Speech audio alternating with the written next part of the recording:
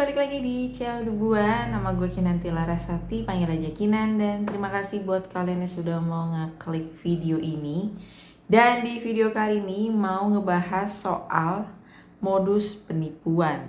Jadi sebenarnya ini udah lama ya, cuma memang gue belum membahas secara tersendiri. Jadi kayaknya tetap perlulah kalau yang namanya penipuan, karena takutnya bisa marak lagi ya.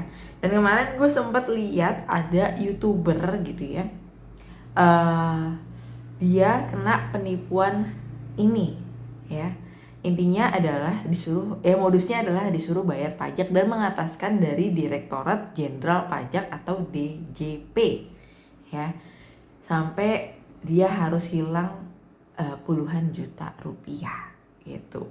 Cuma mungkin gue nggak bisa munculin muka beliau dan segala macamnya karena gue udah coba minta izin, cuman memang belum direspon. Tapi gue bakal lihat kalau dari cerita beliau, ternyata ini banyak juga yang kena juga di Facebook dan nge-share ceritanya.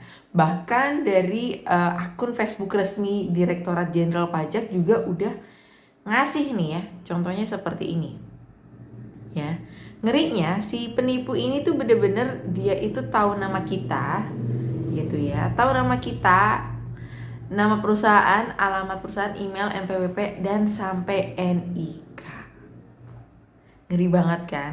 Jadi ini juga terkait tentang kebocoran data, atau kalau kalian suka pinjol asal-asalan, atau mungkin juga kalian pemain Ponzi, ikut investasi abal-abal bodong yang perlu KYC, masukin KTP, data diri kalian ya.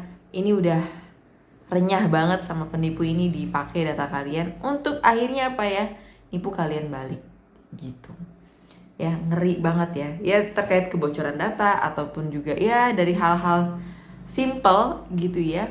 Ataupun ya tadi gue bilang ya, karena gue sering bahas penipuan dan money game skema Ponzi yang ada suruh pakai foto KTP lah, suruh inilah, suruh ya data-data pribadi kalian yang menurut gue kayak nggak make sense, itu juga bisa dari situ ya. Jadi kalau kita lihat ini ya, apa namanya, mengerikan sekali ya. Otomatis kan orang-orang yang bisa jadikan sebagian dari mereka bisa jadi percaya ya. Nah, atau contohnya seperti ini.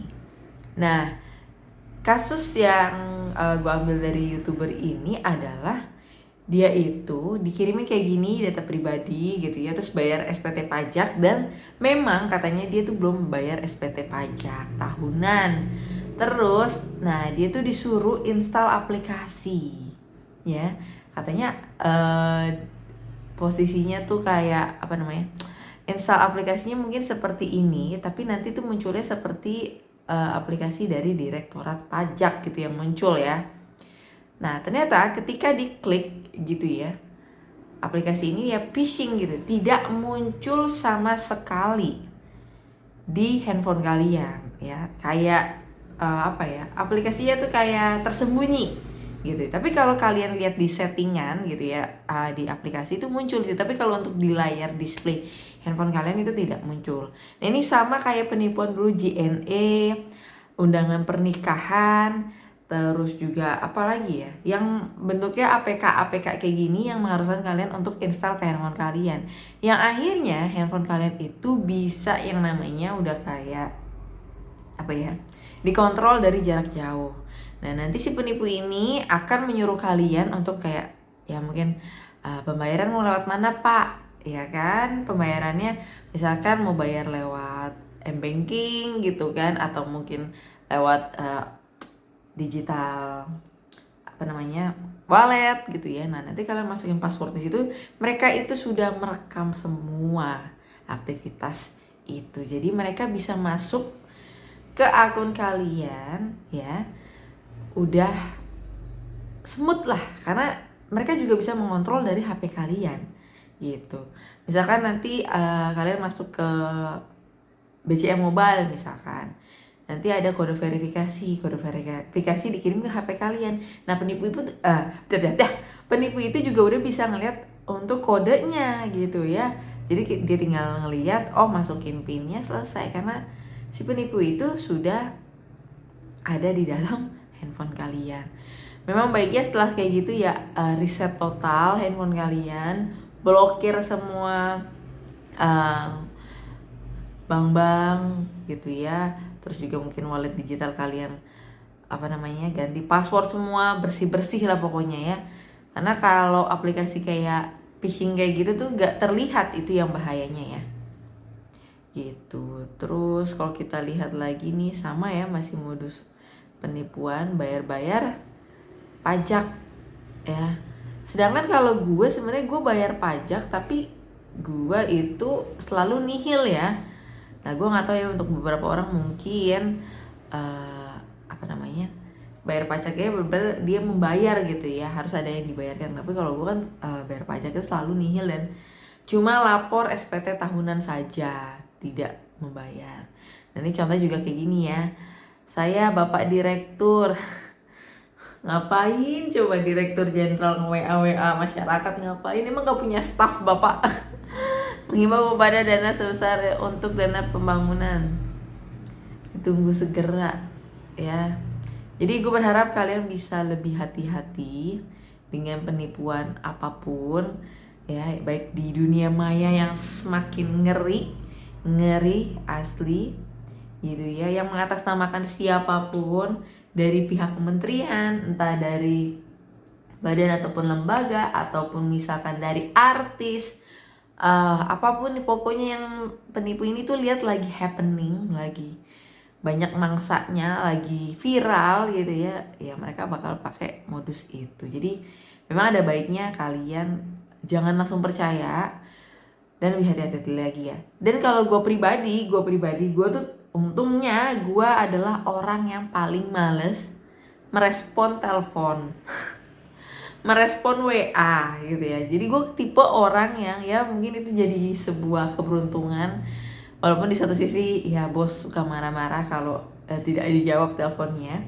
Tapi itu salah satu filter buat kalian juga. Kalau misalkan ada orang yang nelpon atau nomornya kalian tidak save, tidak jelas, tiba-tiba nelpon, mending gak usah diangkat. Karena kalau mereka ini perlu sama kalian, pasti dia akan ngechat. Pastinya. Tapi kalau cuma telepon aja, abis itu dia nggak nelpon lagi, jangka waktu lama, ya udah selesai. Cuman perkara masalahnya adalah kayak waktu ini, gue tuh dulu ya, kalau kalian mungkin job seeker gitu ya, kalau kalian lagi mencari pekerjaan, susahnya adalah kalian berpikir ini pasti adalah perusahaan yang kalian tuju, atau kalian baru mengirim surat lamaran gitu ya. Pasti banyak tuh nomor-nomor tidak jelas yang mencoba menghubungi kalian, dan kalaupun kalian tidak angkat, biasanya HRD ini nggak akan ngechat kalian, ya udah dianggap kayak oh dia tidak ngangkat telepon, ya udah gugur gitu, selesai. Itu juga gue pernah alamin. Jadi ya ada baiknya lebih hati-hati. Terus kadang ya kalau nggak penipuan ya mas, sekarang telepon-telepon kayak gitu tuh ini ya marketing gitu ya, yang nawarin gitu ya. Mohon maaf nih mungkin kayak gue tahu itu sebuah pekerjaan dedikasi kalian, cuman ya buat gue tuh kayak agak ya nggak enak gitu ya, bingung juga kadang nolaknya, kadang ya gimana gitu ya. Jadi memang ada baiknya zaman sekarang kalian bisa memfilter, apalagi kalau ya kalian nggak sedang mencari pekerjaan ya mungkin nggak apa-apa gitu ya, kalian nggak mencari pekerjaan tiba-tiba lo kok ada nelfon aneh-aneh gitu ya, ini nggak usah direspon. Sekali lagi kalau mereka ada kebutuhan penting untuk kita, pasti dia chat gitu ya. Jadi hati-hati dengan modus seperti ini. Oh ya, dan juga nih ngerinya lagi, jadi misalkan ya di rekening kita tuh duit diambil 10 juta misalkan, terus ditransfer ke beberapa rekening gitu ya. Ternyata ini gue juga baru tahu ya, ternyata penipu-penipu ini mereka itu pintar. Mereka tuh ternyata ya zaman sekarang gue nggak tahu ya, karena gue udah jarang buka untuk bank, untuk kartu ataupun debit ataupun kartu kredit, gue nggak, jadi kayak kurang paham gitu ya. Mungkin kalau kalian yang tahu boleh komen.